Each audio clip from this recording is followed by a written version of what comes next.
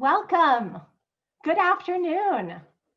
I'm Teresa Trombetta, Assistant Vice President for Alumni and Constituent Engagement. As a proud alumna myself of CMU's Hines College of Information Systems and Public Policy, I'm so thrilled to be introducing this special homecoming event. I am always in awe of the Tartans that I meet, whether they are on campus or fellow alumni doing inspirational work in their fields. For today's panel, Across the Decades, 5 Alumni Perspectives, we'll hear the viewpoints and insights and hopefully some really good stories of 5 CMU alums spanning over the last 5 decades. I'm looking forward to hearing their memories, favorite professors, and how CMU has changed over the years. Leading the panel will be Jim Garrett, Provost and Chief Academic Officer for Carnegie Mellon. Jim has been a member of the CMU faculty since 1990 and became our Dean of the College of Engineering in 2013. He is a lifelong Tartan, having received his bachelor's, master's, and PhD in civil and environmental engineering from CMU. So I'm sure Jim has quite a few stories to tell as well. I'm particularly interested in hearing more about his hidden bagpipe talent. So without further ado, I'm proud to introduce our very own provost, Dr. Jim Garrett. Jim? Thank you, Teresa. We are so lucky to have you here at CMU. Hello, everyone. It's my pleasure to be a part of this virtual homecoming weekend and this very special event. While I wish we could be holding homecoming festivities in person, I'm very excited to start the weekend with a conversation with these distinguished alumni to compare notes about our time as students at CMU. When I started as an undergraduate student on my own journey to CMU in 1978, little did I imagine that I would be pursuing a PhD, better yet, becoming a professor, then a dean, and now provost. I didn't even know what a provost was back then or who it was. Carnegie Mellon has had an unquestionable influence on my scholarship, my teaching, and my life in so many positive ways that would not have happened at other universities. This place challenged me, and it still does. It gave me an opportunity to see what I was made of. It rewarded hard work and proactivity. This journey at Carnegie Mellon has provided to me many rewarding experiences and wonderful memories. But today's panel isn't about my experience at Carnegie Mellon. I'm joined today by some very special alumni from across the decades who will be sharing their unique Carnegie Mellon experiences and perspectives from 5 decades beginning in the 1970s, and all of whom have kept strong connections with this university. First, let me introduce Dr. Beverly Wheeler, our alumna panelist representing the 1970s. Dr. Wheeler earned a BS degree in social relations in 1976 and an MS degree in public management and policy in 1978, both from Carnegie Mellon. She also earned a master's degree and a doctorate degree in education from Harvard University.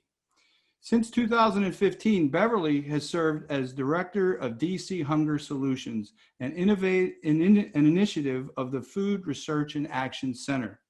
Established in 2002, DC Hunger Solutions educates the public about hunger, poverty, and obesity, expands understanding of food deserts, and promotes awareness of federal nutrition programs. Beverly has also served as an adjunct faculty member at the Hines College since 2012. She's a former ex officio trustee at Carnegie Mellon and past president of the Carnegie Mellon Alumni Association Board. She serves on the Hines College Dean's Advisory Board and is a member of the Andrew Carnegie Society, Order of the May, and CMU Black Alumni Association. Thanks for being here, Beverly. Representing the 80s, I'd like to introduce our alumnus panelist, Tim Liu. Tim graduated from Carnegie Mellon in 1985 with bachelor's degrees in information systems and industrial management. He's a member of the university's Alumni Association Board and was previously president of the alumni networks in Chicago and Washington, D.C. Tim has been active in the Andrew Carnegie Society, including serving as president from 2016 to 2018. Professionally, Tim has more than 25 years of experience in product management, marketing, and business strategy development. He currently serves as an experienced design practice director for a global IT firm, HCL Digital and Analytics, for HCL Technologies. Thanks for joining us today, Tim. Moving on, we have Chris Stengel, our alumnus panelist from representing the 1990s. Chris earned a Bachelor's of Science degree in Applied Mathematics and Computer Science from Carnegie Mellon in 1993 and an MSIA degree with concentrations in Information Technology, e-commerce, entrepreneurship, and finance from the Tepper School of Business in 2000. He serves as the Director of Technology for the Mount Lebanon School District, a position he's held since 2005. Chris has been on the Carnegie Mellon Alumni Association Board since 2013 and currently serves as its president and co-chair of the Nominating and Awards Committees. He's a member of the Alumni Association Board Executive Committee, Carnegie Mellon Admissions Council, Carnegie Mellon Reunions Committee, and the Tepper Reunions Committee. Chris has remained involved with sweepstakes and Buggy since his undergraduate days and was one of the founding members of the Buggy Alumni Association Alumni Interest Network. Thanks for being with us today, Chris. Next, we have Allison Lynn, our alumnus panelist representing the Autys.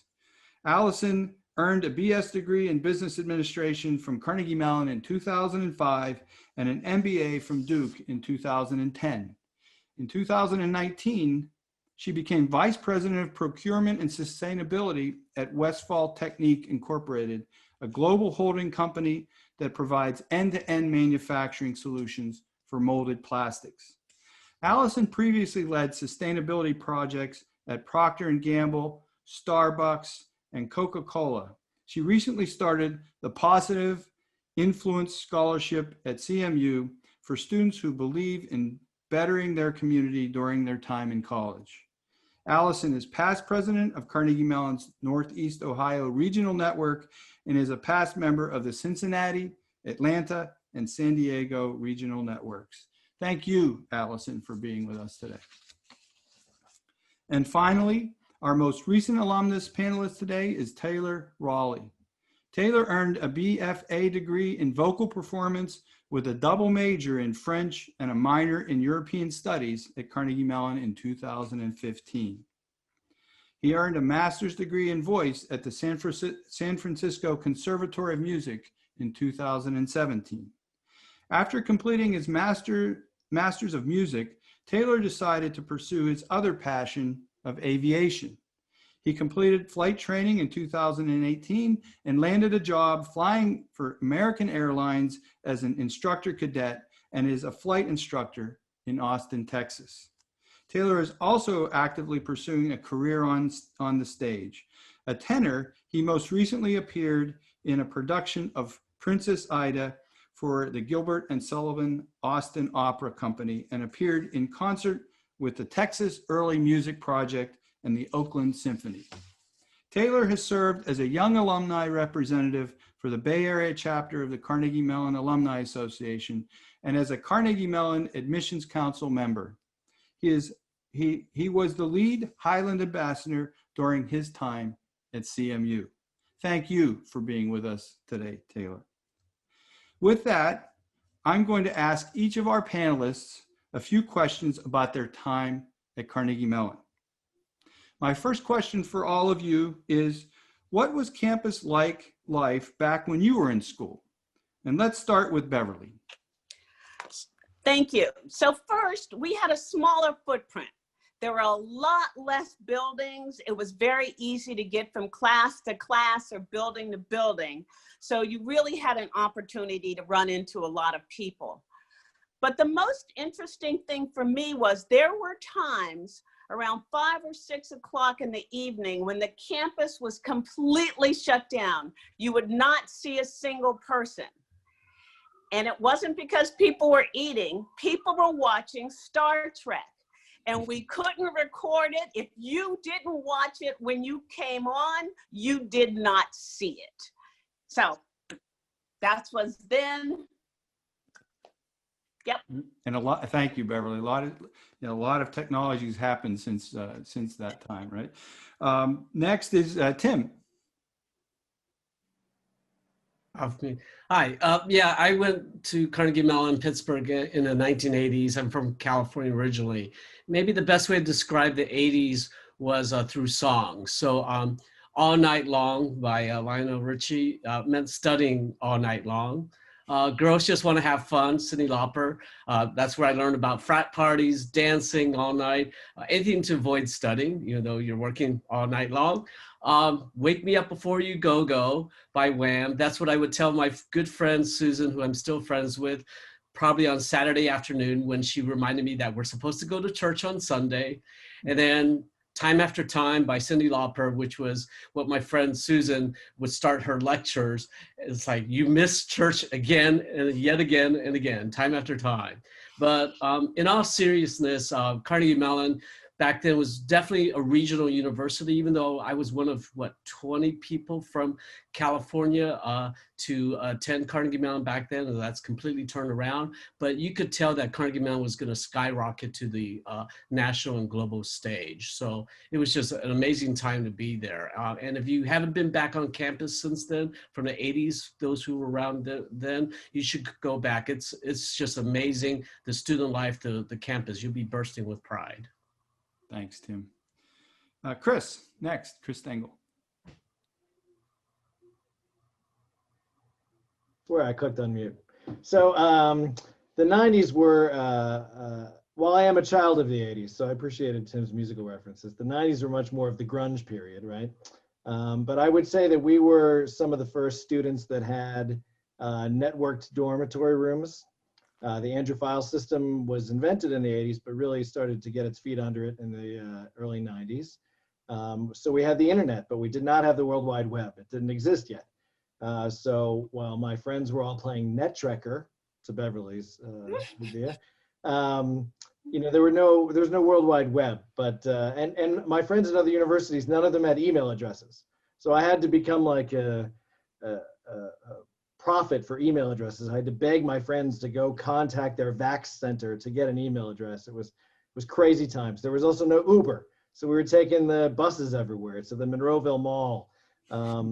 Facilities were nowhere near what they are today. We ate at Skibo, which is where the University Center is now, and that's the parking lot where Carnival was.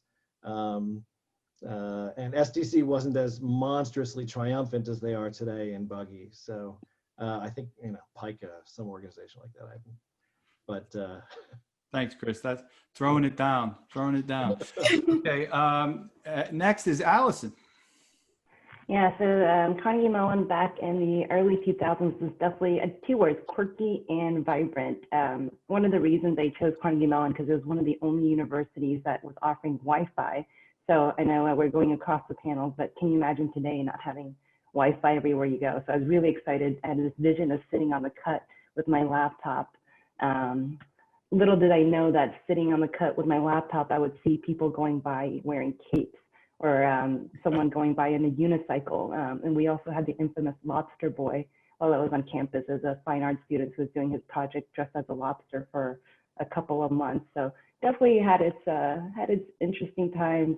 We had network LAN parties, so similar to what you were mentioning, Chris. People would have LAN parties in the elevators and get networked for parties. And there was projector Tetris games onto one of the academic buildings. So definitely not what I expected, but was still excited to have Wi-Fi. The other reason I chose it was the 3 to 2 boy-girl ratio. But little did I know that the odds are good, but the goods are odd. Ouch. Thank you, Allison. Next up and last for this question is Taylor. Yeah, thank you very much. The odds are good, but the goods are odd. We still use that. Hearing all of the other alumni panelists, it's kind of nice to hear that really the more things change, the more they stay the same. We still have unicycles when I was going through representing the mid 2010s through 2015.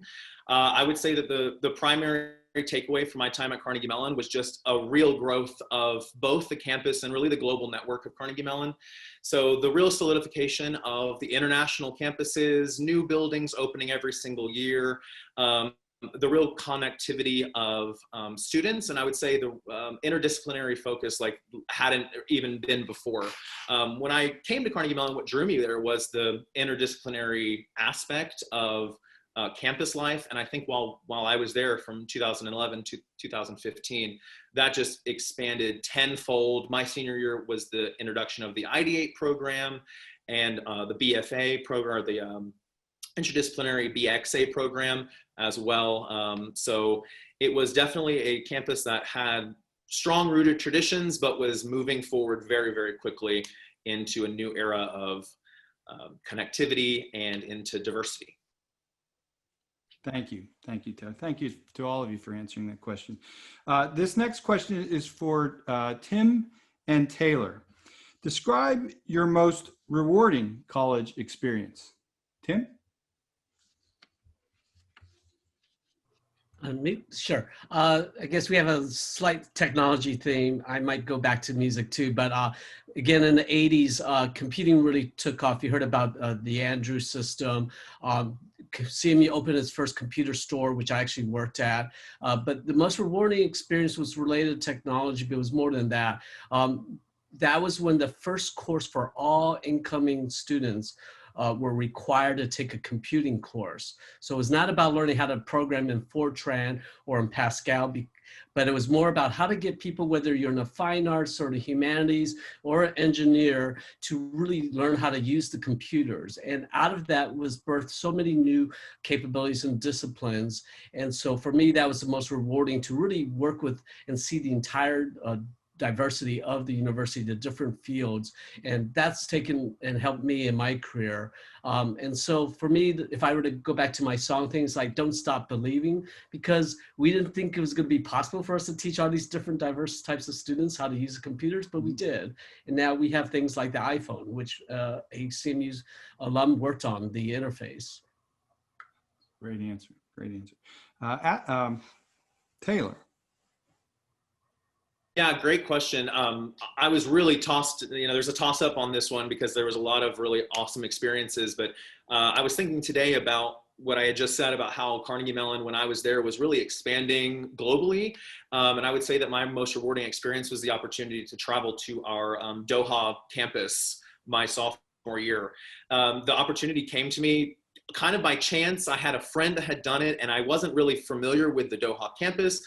I was a music major first and foremost, so I didn't, they didn't have the major that I was in over there. I didn't really know what my purpose would be if I was to go, but when they assembled this group of us together to go travel over spring break, it really was just this amazing eye-opening experience about the fact that Carnegie Mellon has such diverse campuses, but B, such a strong-rooted tradition that they were over there with a Kilty band and saying My Heart Is in the Work. And there was such a connection between these two campuses that were 3,000, 4,000, 5,000 miles apart. And being able to see that was so cool. It was kind of like an alternate reality. I was looking at myself, but 4,000 miles away. And of course, we had ups and downs on that trip. One of my best friends just gashed her leg open one night in a freak Doha hailstorm. Probably the first they've had in a generation, but we stuck it out. We ate goat brain and we discovered the new campus, and it was a great experience, and one that fosters an amazing lifelong connection between Carnegie Mellon alumni now around the world. So it was really fun. Wow, that's a great memory. Thank you. So this next question is going to be for Chris, Beverly, and Allison. What's your favorite Carnegie Mellon memory? We'll start with, I had a hard time whittling this down, but because I did get to meet Mr. Rogers when he was walking through campus one day. I got to have dinner with Ralph Nader when he was a speaker on campus, but I'm going to have to go with, there was a weekend, Student Dormitory Council started an annual education program week-long called Sex Week. And the first year they had it, the speaker was Dr. Ruth Westheimer. And I got to pick her up at the airport and have dinner with her and hang out with her. And she was giving a talk to all the students, and they all had to write their questions on cards and pass them in.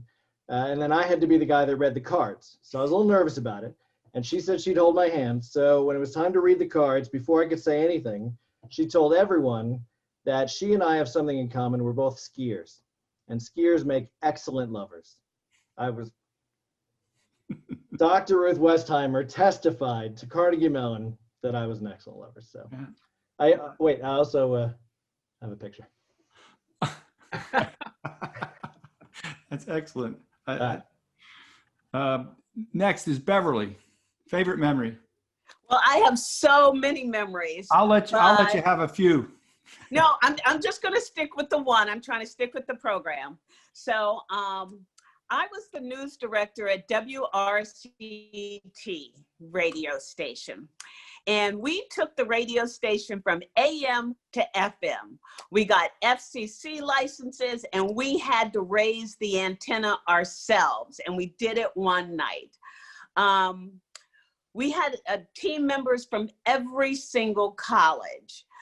We lived at the station and I developed an eclectic sense of. We'll come back to you, Beverly. I want to hear that memory, but we'll go to Allison and then we'll come back. But one of my favorite memories is, I have to say Carnival, you know, for anyone who's gone through two Carnegie Mellon Carnivals, a lifelong memory. I was part of the Tri-Delt story, and there's nothing like carrying a mini house with 40 of your closest friends down the, down the pathway. Back then, Carnival was in the Morewood E parking lot, and the sorties were up in Sortie Row by Margaret Morrison. So we had to carry our booths all the way from there to the parking lot, which was quite a trek. And then if there was a thunderstorm, we would have to go up and try to avoid getting hit by lightning on the roof to tarp down the booth and make sure there wasn't any damage to the booth. So those are the types of things that really bring you together, you know, on top of a lot of the sleepless nights like Tim was talking about, either studying or partying. Your story is great. And let me tell you about between Taylor's friend having her leg gashed and Beverly hoisting an antenna on the top of a roof and lightning. As a provost, I am getting a little, a little nervous. And we'll come back to Beverly when she rejoins us to hear her memory. But we'll move on to the next question, unless I don't see Beverly joining us yet, but we'll come back to her. This is for Allison and for Chris. What class or professor most impacted your life or future path? We'll start with you, Allison. Yeah, sure. So there was a really great class called Managing Across Cultures out of the Tepper School while I was there. And we heard Taylor mention how diverse Carnegie Mellon was, and it really was a very diverse place when I was there. The Managing Across Cultures class really taught you, first how to work across cultures, but really how to appreciate different cultures. And it was focused on different cultures all across the globe, but it really was relevant for just different personalities that you work with on a day-to-day basis. And I think we all are working in global environments now. So being able to understand and appreciate where people are coming from and work with them accordingly, it was something that I took with me both in my professional and personal career, and it was immensely helpful. A second one I'll throw in was acting for business majors. I know that sounds just like a funny title, but I had so much fun learning to act. I gained so much appreciation for what the fine arts students go through. That stuff was not easy, and that's helped me immensely in my business career as well. Yeah, I have also partaken of that particular class, and yes, it's extremely valuable thing. So we'll ask Chris to comment on his favorite, his class or professor that most impacted his life, and then we'll come back to you, Beverly. Yeah, so I'll say I was fortunate as a freshman to have physics taught by Hugh Young, who was a professor a very long time at CMU, wrote the textbook, had kids to his house for Thanksgiving. I was really glad to have met him. He taught me that teachers could be empathetic and a meaningful part of your life. But probably my most influential was Professor Kelly, who teaches at Tepper still today. I had him for both undergraduate and graduate, and he taught a class in undergraduate called The Power of Followership, where the premise was that everyone has a boss. And if you learn to be a good follower, you can actually turn that around and be a good leader with empathy and servant leadership and other great qualities. And I've carried that with me to this day, and that was a long time ago. So probably Professor Kelly. Excellent, excellent. Both of the ones you mentioned, though, are I studied with Hugh Young as well, and I know what you're talking about. So let's go to Taylor and Tim for what your favorite CMU tradition is. Taylor? Sure. So mine is twofold. Like I said, I was a performance major, so any chance I could get to be on the stage, I would do it, right? But what I was most impressed with Carnegie Mellon was actually the amateur performance life that was on campus. So obviously the School of Music and School of Drama, highly polished performances, excellent musicians, and just perfect sets and everything. But I think my favorite tradition is going to be the Scotch and Soda Carnival Show. I was able to participate a couple of years. I was on the board for Scotch and Soda, and the hard work and the hours that go into a production like that, and really any Scotch and Soda production is mind-boggling to me. I mean, the Metropolitan Opera has nothing on the set design and the amount of work that goes into just one of these shows, because it's completely student run, right? We are certainly not full-time theater majors in most cases, and many of them are not full-time set designers in all cases. So being able to be a part of that was absolutely incredible. And kind of the same side, or the different side of the same coin, would have been Greek Sing. I was in SIGEP for my last 3 years, and Greek Sing was something that I went in with a lot of trepidation. First of all, I thought that they had asked me to be in SIGEP because I would have been a ringer, which they kind of did. That's okay.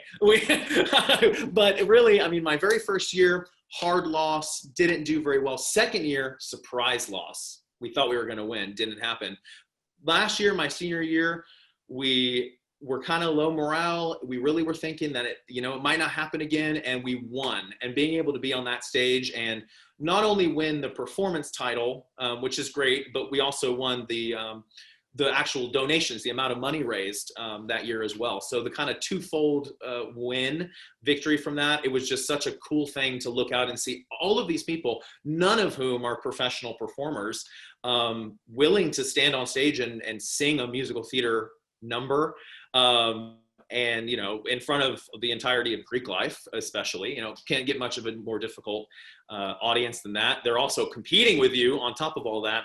I just thought that was such a cool, very indicative, just slice of life at Carnegie Mellon. And that's such a tradition that I hope continues many, many years in the future, and hope that they can get a lot of money raised for many, many different charities in the Pittsburgh area and around the country. So I think that was kind of a cool twofold goal that they had there. And that was definitely my favorite tradition. That's a great tradition. Okay, Beverly, I'll come back to you and I'll give you 2 questions to answer. First, the memory, and second, tradition, favorites. I'm going to start with the tradition. Okay. Okay. My favorite are bagpipes. Huh. Okay, bagpipes. Every important activity at Carnegie Mellon begins and ends with a bagpipe. There is nothing more wonderful than hearing bagpipes early in the morning in the distance. And if you can be outside when there's fog, it is magnificent. And my favorite piper has to be Patrick Regan. So that's probably my favorite, one of my favorite memories, as well as my favorite tradition. Well, Beverly, you'll be happy to know Patrick was my instructor. I've been naughty for the last 5 years and haven't gone for lessons. Okay, now what's your favorite memory? Well, it was actually having WRCT radio go from AM to FM. And all the people we met there, and the eclectic music sense I have now, having been in the radio station, because we lived there. We were all there, and there were people from every single college. So it was great. Oh, that's a great memory. And we'll come back to Tim. Tim, what is your favorite CMU tradition? Sure. again, remember was an information systems business major, yet you're going to hear a consistent theme, and I love what Taylor was saying. But for me, it's probably not as well-known event or tradition for some, but I hope it is in the future, and that is we have our very own Academy Awards. It's the Alumni Awards ceremony. I actually will fly in to attend. In the last 15 years, I think I've only missed 3 because of work. It's truly like the Academy Awards. It's just spectacular. I've actually been to the Dolby Theater where the real Academy Awards are held and watched a different award ceremony. And ours is just, we don't have the glamour and a different red carpet, but it's just as prestigious among our peers and among our alumni. And I even worked at Pricewaterhouse where we got trained in, my group got trained in how we tally the ballots, because PricewaterhouseCoopers back then does count the ballots for the Academy Awards. So what we have is just very special, and it was humbling when I actually also won the award. So of course I have to have a theme. So of course in the 1980s, it was celebration, Cool in the Gang. You knew that, you saw that. But this year I know in advance, because I'm not on the Alumni Awards committee, is we're going to have the event is going to be online, so everybody can attend. So I highly encourage you to attend that event. It's my favorite. That's great. And one of the things that we're discovering is that we are seeing a lot more alumni participation in these virtual events, and that's great. That's something that I think will continue. So we have one last question. We're running out of time, but not we've got enough time to do this last question. It's for each of you. What advice would you give your CMU self? What advice would you give your CMU self when you were studying, back then? Now that you know what you know. Taylor, we'll start with you this time. I was just thinking of a million different things. Just that, first and foremost, do not get a pizza on the way home every single day after class. That will come to bite you when you turn 25. Most importantly, don't allow yourself to get pigeonholed, I suppose would be the best term. Don't assume what your future is going to be. Like I mentioned, it's kind of funny. I need to kind of put, what I say is not necessarily what I do. I was always talk about interdisciplinary studies and how important it was for me to be able to be introduced to so many different aspects of Carnegie Mellon's life. And yet, for the most part, with the exception of getting a double major, I was really in the School of Music primarily. And as you said, my bio, my life has gone a completely different direction. I'm now a professional aviator, a pilot. And when I was starting to think about pursuing that as a career, I was looking back on my time and thinking, you're not good enough for that. There's not enough math background. You never took physics. You weren't one of the STEM majors. You weren't in the, NCIT or anything like that. What makes you think that you as a music major can go on and pursue this career? And now in hindsight, looking back, I can't believe I ever thought that. Honestly, I mean, yes, my focus was music. Yes, I was performing. Yes, it's a conservatory type environment. But we were surrounded by so many different people, by so many different ideas, and I was forced in my extracurriculars as well as by my professors in French and in different aspects of the university to really think outside the box. And looking back, I think I didn't realize how important that was going to be later down the line. I knew that it was important. I knew that I really loved so many different things, and I'm not happy just standing still. But if I had one thing that, to give a freshman new advice, for example, it would be, don't make assumptions that you know yourself yet. You're going to learn a lot about yourself as you go through Carnegie Mellon. You're going to find things that you love. You're going to fall out of love with things that you've loved in the past. And that really, it doesn't matter what your degree is. Once you get a degree from Carnegie Mellon, it sets you up to do something completely different and really anything you want. So definitely take more stock in that while you're there. And once again, do not order pizza every single day. Oh, great advice. Every day. The pizza place that I went to actually burned to the ground my senior year, so that was helpful. Okay, thanks, Taylor. Next is Allison. What would you? Yeah, sure. What would you say to your CMU self? Yeah, so similar to Taylor, I think, define your own success. At Carnegie Mellon, I was surrounded by some of the smartest, most driven, and most accomplished people that I have ever met. And the competitive part in me would want to compete with that. And especially in the Tepper School of Business, back then it was, which investment bank were you going to work at? What consulting firm were you going to go to?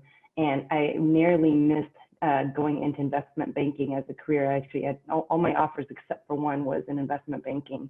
And luckily I realized that wasn't the path for me. And I really early on started focusing on sustainability, which is a purpose and a passion area for me. So really, and understand that. So define your own success, understand what success means to you, and don't get caught up in other people's accomplishments. You are going to be surrounded by incredibly smart people, but that doesn't mean that you don't have something specifically to offer that's going to be different from what they can offer. Oh, that's great advice. Great advice. Next is Chris. So I had one, I thought of it in a minute, but Allison's earlier comment about the odds being good for her, they were horrible for me. So I would tell the CMU me, don't worry about those odds because they even out in 4 years. So, you'll get your chance. But the actual advice that I would give my CMU self is to make sure you find ways to enjoy the hard work, because the hard work does pay off. I look back on every time I pulled an all-nighter or cranked through something and how I suffered through it, but I'm so glad I did today. And I would just let that younger, more hair CMU me know that that does pay off. So true. So true. Next we go to Tim. Sure, Jim.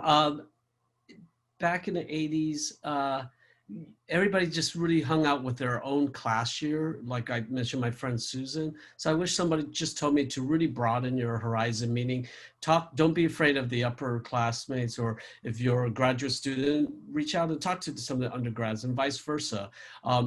Today, some of my best friends are actually, Beverly keeps going in and out, but Beverly and Chris Stengo, they've been there for my ups and downs, or I've helped them on their internet. I'm gonna help her on her Wi-Fi problems. But you really can establish some great friendships across the decades, across the different colleges. Just don't limit yourself just to your immediate class year. And I do have a song, but we probably don't have time. You can tell us what your song. Safety Dance. You have to read the words, the lyrics to really understand, but Chris gets it, but if I could, Chris can sing better than I do. We do karaoke, but I don't sing. Yeah, that's where I'll draw the line, Tim. Okay, while I want to give Beverly a little bit of time to possibly rejoin us while we're waiting, the advice I would have given my CMU self back then is go and meet the provost. First of all, ask that person what he or she does, and then meet them, and because you never know what that might lead to. So I saw Beverly come on. No, okay. There she is. There she is. Okay, so I'm just going to speak if that's okay. Please, yes. Tell us what advice you would give yourself. So first of all, the reason I learned about Carnegie Mellon was because I wanted to go into acting. But I freaked out once I really understood how good an acting school it was. So I would tell myself to join Scotch and Soda, which I did not do. But I'd remind myself that we're a small university that values and encourages collaboration. So get to know at least one person from every college, at least one. You'll meet many, many more. It will change your perspective on the world. That's it. Great. That's great advice to finish on. I see that we are at our time that we had planned. I want to thank you all out there watching our webinar and for joining us on this first day of homecoming events. I would especially like to thank our 5 panelists, Beverly, Tim, Chris, Allison, and Taylor. Thank you so much for being here and so willingly sharing your experiences and your very interesting experiences and perspectives. This was so much fun. I hope you all enjoyed it as much as I did. I loved hearing from these dedicated and successful alumni in every decade about their experiences here at CMU and what made CMU so special. But I think one of the reasons CMU is special is because all 5 of you were here at this university. I look forward to attending the rest of the programming this weekend, and I hope you will too. I hope you'll join us, and I hope to see you all on one of these Zoom events this weekend. Take care and enjoy the rest of your homecoming weekend.